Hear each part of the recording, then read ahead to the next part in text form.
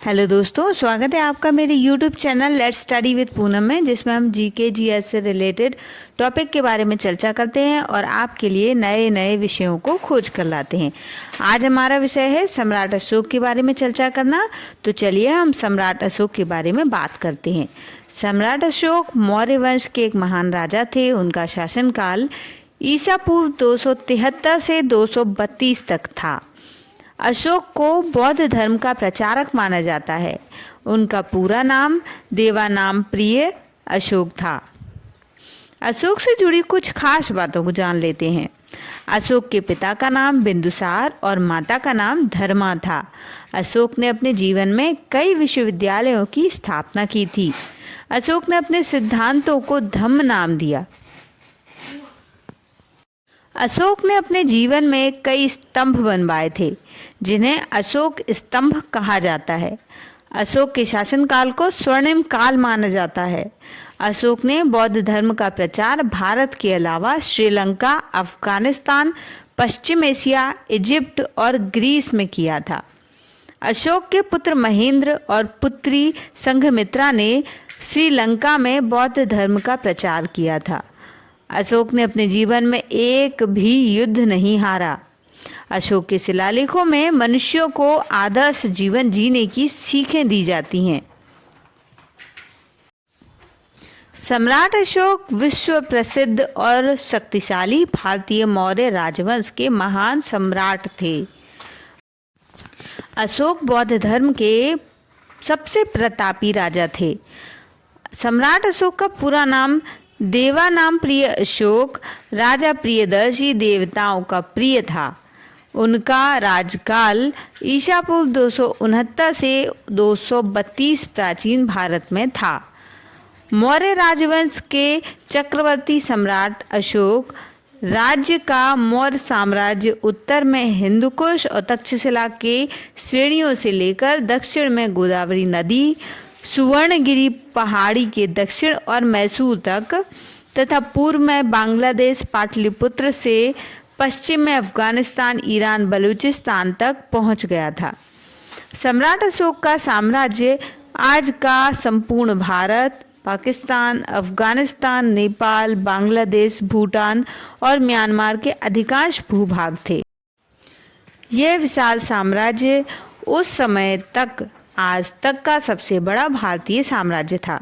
चक्रवर्ती सम्राट अशोक विश्व के सभी महान और शक्तिशाली सम्राटों और राजाओं की पंक्तियों में हमेशा शीर्ष स्थान पर ही रहे हैं।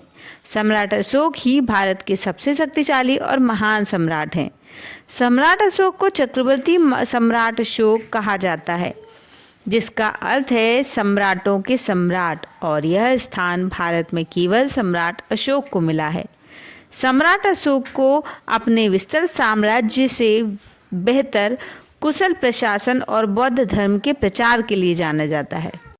सम्राट अशोक ने संपूर्ण एशिया में तथा अन्य आज के सभी महाद्वीपों में भी बौद्ध पंथ का प्रचार किया।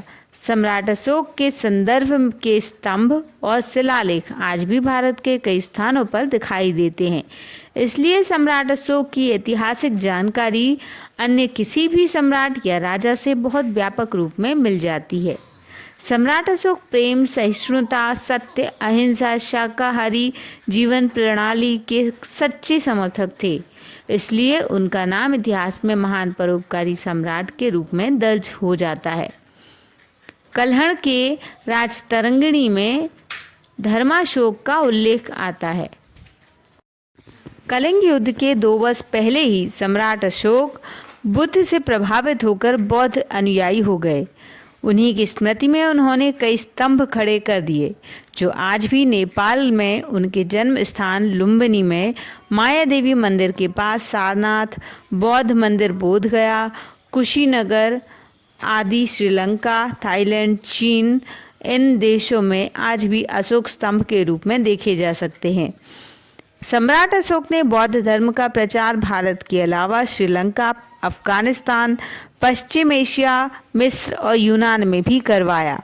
सम्राट अशोक अपने पूरे जीवन में एक भी युद्ध नहीं हारे। सम्राट अशोक के ही समय में 23 विश्वविद्यालयों की स्थापना हुई, जिसमें तक्षशिला, नालंदा, विक्रमशिला, कंधार आदि विश्वविद्यालय प्रमुख थे। इन्हीं विश्वविद्यालयों में विदेश से कई छात्र शिक्षा पाने भारत आते थे। ये विश्वविद्यालय उस समय के उत्कृष्ट विश्वविद्यालय थे और शिक्षा लेख प्रारंभ करने वाला पहला शासक बाद में आरंभ हुआ। अशोक ने सर्वप्रथम बौद्ध पंथ का सिद्धांत लागू किया, जो आज भी कार्यरत है। सम्राट अशोक ने पहले अपने पुत्र महेंद्र और पुत्री संघमित्रा को बौद्ध धर्म के प्रचार के लिए श्रीलंका भेजा। सम्राट अशोक बिंदुसार और रानी धर्मा के पुत्र थे।